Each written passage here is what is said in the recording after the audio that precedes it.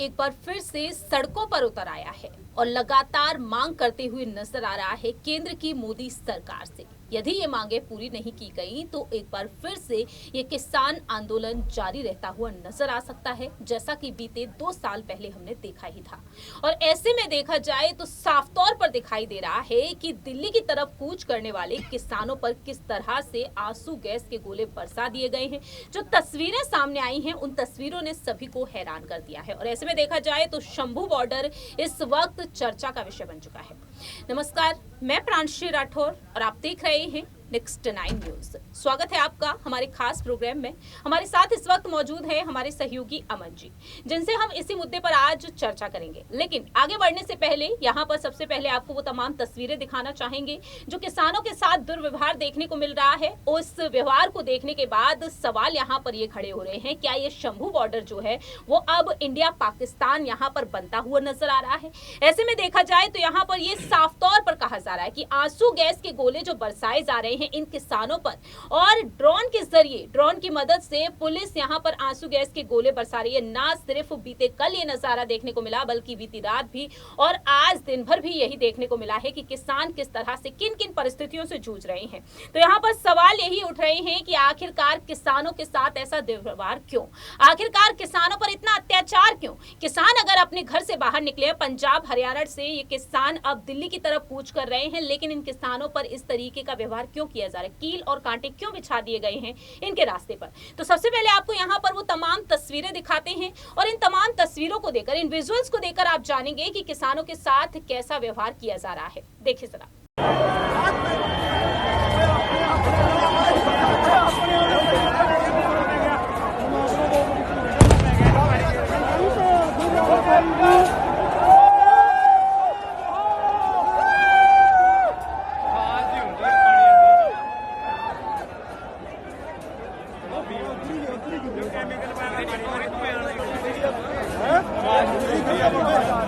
चंगा उन्ना भाजी गिरिया ऊपर पे जो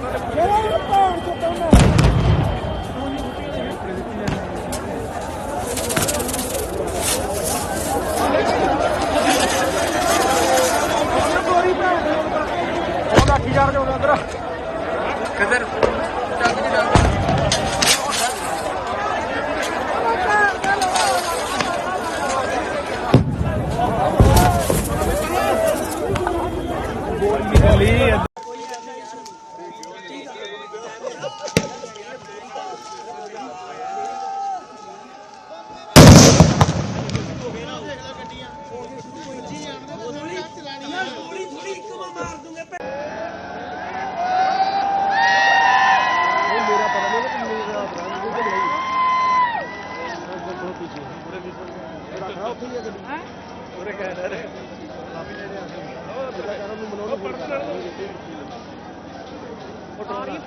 ड्रोन आ गया, ड्रोन ड्राइवर को भी होते ही ड्रोन आ गया। नहीं करता ड्रोन इंटर्न बंद रखना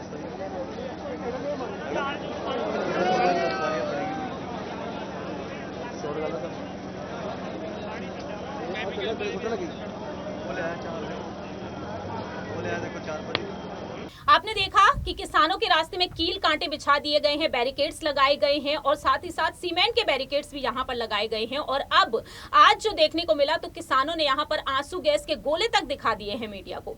तो अब यहां पर सवाल ये उठ रहे हैं, हमारे सहयोगी मंजी से हम पहला सवाल लेना चाहेंगे कि जो तस्वीरें मंजी सामने आई हैं, जैसा कि आपने देखी ही होंगी, लेकिन इन तस्वीरों पर अगर रुक कर लिया जाए तो सवाल यही उठता है, जो किसान पहले भी मांग करते हुए नजर आए, उनसे उन्हें आश्वासन दिया गया लेकिन मांगे पूरी होती हुई नजर नहीं आई।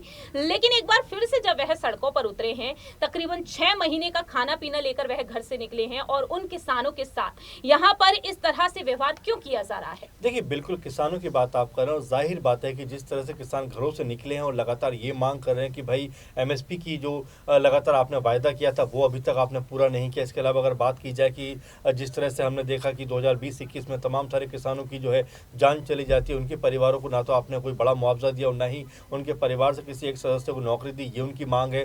वो कह रहे हैं कि भाई कम से कम जो 60 साल से अधिक का उम्र किसान की हो जाती है उसे महीने में कम से कम 10,000 रुपये पेंशन मिलना चाहिए। ऐसे तमाम सारे मुद्दे हैं जिसको लेकर लगातार किसान सरकार से मांग कर रहे हैं और इसी तर्ज पर वो अपने घरों से बाहर निकले और दिल्ली को घेरने का प्रयास कर रहे हैं। दिल्ली में आकर अपनी बात को रखना चाहते हैं, लेकिन जिस तरह से बीच राह में उनकी जो राह को मुश्किल किया जा रहा है, लगातार बैरिकेडिंग के जरिए आंसू गैस के जो गोले हैं उनको छोड़कर, इसके अलावा उनके कह सकते हैं खिलाफ एक तरीके से जो बर्बरता देखने को मिल रही है, कई जगह अत्याचार देखने को मिल रहा है, वो भी कई लोगों के निशाने पर है कि आखिर सरकार करना क्या चाहती है। आपने देखा कैसे बैरिकेडिंग आपने दिखाया भी अभी की हुई है और लगातार जो है दिल्ली को पूरी तरह से किलेबंदी में एक तरह तब्दील कर दिया गया है। तो सबसे बड़ा सवाल निकल के यही आता है कि आखिर किस आधार पर प्रांशु जी ये सब कुछ किया जा रहा है, जबकि किसान इसी देश का हिस्सा है, अपनी मांगों के लिए इससे पहले जो वो दिल्ली के लिए चले हैं, तो क्या उन्हें यहाँ पर आने का अधिकार नहीं है? क्या उन्हें अपना प्रदर्शन शांतिपूर्वक तरीके से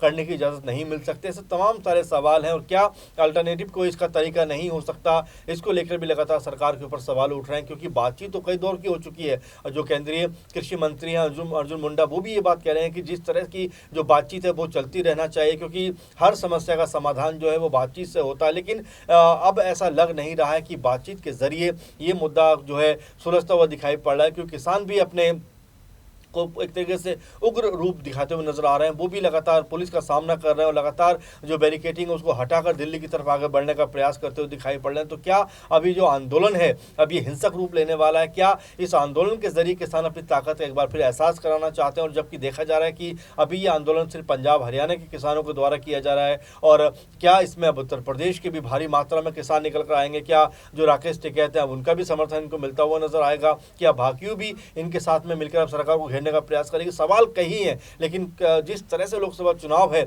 उससे पहले जो एक राजनीतिक रंग भी कहने का इसको मिल रहा है, वो भी सवालों के घेरे में प्रांशु जी, कि क्या वाकई जो राहुल गांधी के बारे में जो खबर सामने आ रही है कि वो भी इस आंदोलन में शामिल हो सकते हैं, तो क्या वाकई अब ये पूरी तरह से जो आंदोलन है ये जिस मुद्दे पर जा रहा था, क्या मुद्दा खत्म होकर वो राजनीतिक मुद्दा बन जाएगा? ये भी अपने आप में बड़ा सवाल है। और साथ में क्या सरकार जो लगातार बातचीत करने का दावा तो करती है, लेकिन क्या वो बातचीत अब सफल हो पाएगी? क्योंकि 1-2 महीने के अंदर इलेक्शन होने वाले लोकसभा के, तो उससे पहले बीजेपी भी कोई भी रिस्क लेना नहीं चाहेगी। और जिस तरह देखा जा रहा है कि 70% की जो आबादी है वो कृषि पर डिपेंड है, तो ऐसे में 70% आबादी का आंकड़ा बहुत बड़ा आंकड़ा होता है। तो यहाँ पर बिल्कुल मुझे लगता है कि सरकार हो सकता है कि अपना वोट बैंक बचाने के लिए प्रांशु जी ये इन मांगों को मानती हुई नजर आए। वाकई में देखिए, जिस तरह से यहाँ पर अमन जी ने बात कही है, उन्होंने साफ तौर पर कहा है कि क्या अब यहाँ पर किसानों को समर्थन मिलता हुआ नजर आएगा राकेश टिकैत का या फिर बाकी के अन्य विपक्षी दलों के नेताओं को? क्योंकि राहुल गांधी भारत जोड़ो न्याय यात्रा में व्यस्त नजर आए, लेकिन किसानों के साथ वह दिखाई दे रहे हैं।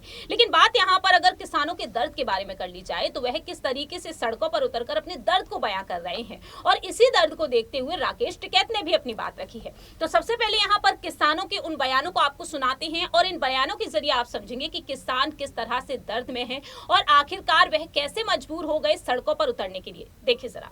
बढ़िया सर। कहाँ चोट लगी आपको? सर मेरे एक आंख में है और दोनों हाथों पे छर्रे लगे हुए हैं गोलियों के सर। अच्छा। हाँ जी। पुलिस वालों ने मारे? पुलिस वालों ने डायरेक्ट गोली हिट की है जी।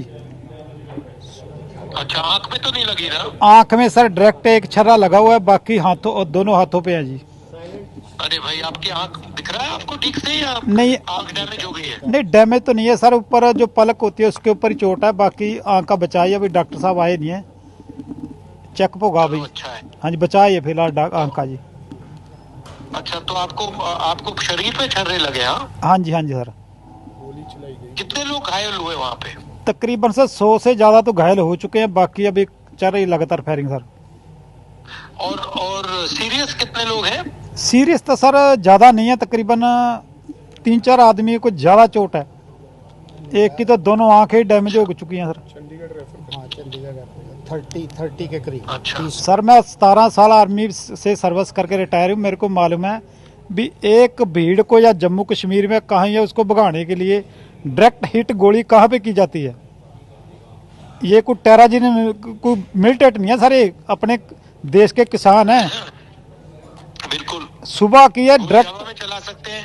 हवा में चला से सर, क्यों चलानी है? पैरों को भी चला सकते हैं, डायरेक्ट सिर के ऊपर हिट किया मेरे सर।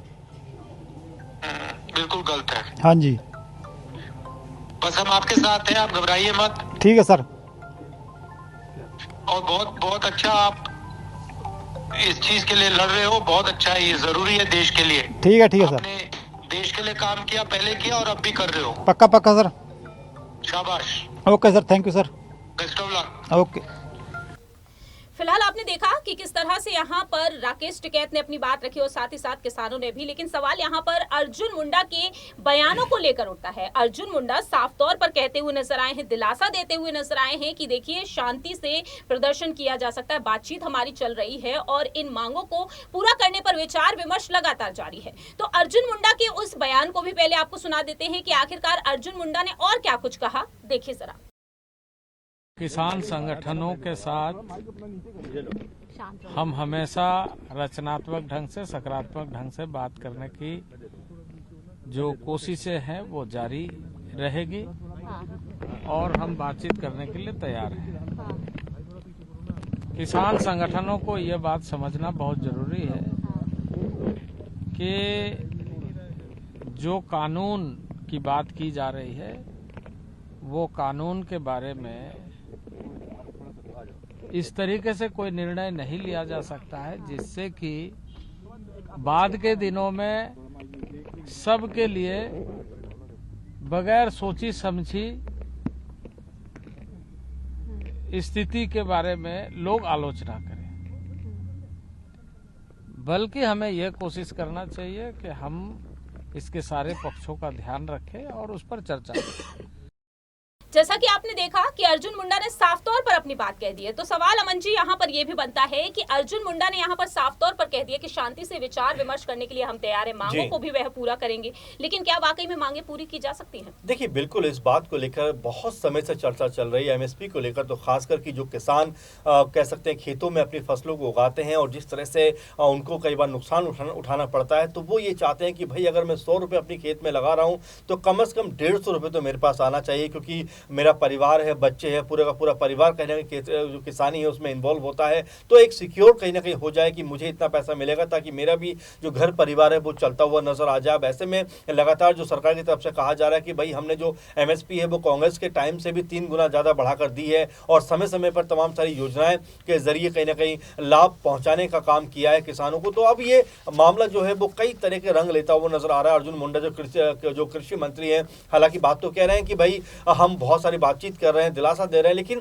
देखिए दिलासा कब तक, आखिर एक सीमा होती है। और देखिए किसानों का जिस तरह से लगातार ये मांग है, उनकी डिमांड है कि भाई हमारी जो जरूरत है, हमारा जो मुश्किलात है उनका ध्यान रखा जाना चाहिए। कब तक आप खाली आश्वासन देकर हमें जो है आगे बढ़ाते रहोगे, हमारे जो है दुख दर्द को आप कम नहीं करोगे। राकेश टिकैत ने जो बात कही है, जाहिर बात है कि किसानों का जो दुख दर्द है अपने आप पे बहुत ज्यादा कह सकते हैं कि कई बार मुश्किल हालातों में उनको जीवन अपना गुजारना पड़ता है। आपने देखा कि कभी कभी जो प्राकृतिक आपदाएं होती हैं उसके जरिए भी उनकी तमाम सारी खेती बर्बाद हो जाती है, नष्ट हो जाती है और यहाँ पर उनको बहुत ज्यादा लॉस उठाना पड़ता है। तो जी अमन जी, जैसा कि यहाँ पर अर्जुन मुंडा की बात हुई, बात यहाँ पर राहुल गांधी की कर लीजिए। राहुल गांधी ने छत्तीसगढ़ में ऐलान कर दिया और वह साफ तौर पर कहते हुए नजर आए। एक तरफ अर्जुन मुंडा दिलासा दे रहे हैं, लेकिन दूसरी तरफ दिलासा तो कांग्रेस की तरफ से भी मिल रहा है। तो राहुल गांधी छत्तीसगढ़ पहुंचे, भारत जोड़ो न्याय यात्रा के बीच उन्होंने ऐलान कर दिया अगर हमारी सरकार बनती है तो वह जरूर इस पर काम करेंगे। तो राहुल गांधी जी के समर्थन पर आप क्या कुछ कहना चाहेंगे? देखिए बिल्कुल, राहुल गांधी ने कहा कि भाई एमएसपी हम आते ही तुरंत लागू कर देंगे, इसके अलावा तमाम सारी जो योजनाएं उनको भी हम जरूर लागू करेंगे। लेकिन अब तक अगर देखा जाए तो राहुल गांधी अब तक कहाँ थे, क्योंकि 2000 हम कहेंगे कि 14 के बाद से मोदी सरकार की, उससे पहले जो स्वामीनाथन की रिपोर्ट है वो 4 साल तक कांग्रेस के पास में पेंडिंग पड़ी रही, तो उस समय उनकी आंखें क्यों नहीं खुली। अब जबकि राहुल गांधी कह रहे हैं कि मैं आंदोलन में भी आऊंगा और तमाम तरह समर्थन करूंगा, तो एक जो वोट बैंक कहीं ना कहीं उनको नजर आ रहा है कि तमाम जो इंडी गठबंधन के जरिए उन्होंने दल अपने साथ मिलाए तो सही, लेकिन वो उनके उम्मीदों पर खरा नहीं उतर पाए। इसीलिए लगातार ये कहा जा रहा है कि राहुल गांधी भी इन सब बयानों के जरिए, इन सब बातों के जरिए किसानों को जो वोट बैंक के अपनी तरफ मिलाना चाहते हैं। अब कितनी सफलता उनको इसमें मिलेगी ये वक्त बताएगा, लेकिन फिलहाल राहुल गांधी का जिस तरह की बयानबाजी है ये साफ तौर पर नजर आ रहा है कि अब राजनीति इस पूरे मुद्दे पर अपनी चरम सीमा पर पहुंचती हुई नजर आ रही है। वाकई में राहुल गांधी जिस तरह से बयान देते हुए नजर आए हैं, उस बयान पर भी थोड़ा सा रुक कर लेते हैं कि आखिरकार छत्तीसगढ़ पहुंचकर उन्होंने क्या कुछ कहा, देखिए जरा। स्वामीनाथन जी ने अपनी रिपोर्ट में साफ कहा है कि किसानों को लीगल राइट एमएसपी की मिलनी चाहिए। वो बीजेपी की सरकार नहीं कर रही है। तो मैं आपको यहां जो खारगे जी ने कहा उसको दोहराना चाहता हूं कि इंडिया की सरकार आएगी तो हम एमएसपी की गारंटी हिंदुस्तान के किसानों को देंगे। जो स्वामीनाथन रिपोर्ट में लिखा है वो हम पूरा करके आपको दे देंगे। और ये हमारी शुरुआत है। हमारा मैनिफेस्टो बन रहा है, उसमें हमारा डिस्कशन चल रहा है। ये हमने आपको सिर्फ पहली बात बोली है, इसके आगे भी हम अपने मैनिफेस्टो में किसानों के लिए, मजदूरों के लिए काम करने जा रहे हैं। फिलहाल देखा दर्शकों आपने, अमन जी ने यहाँ पर तमाम सवालों का जवाब दिया कि आखिरकार किसानों के साथ जो दुर्व्यवहार हो रहा है उस पर यहाँ पर मोदी सरकार किस तरीके से घिर रही है।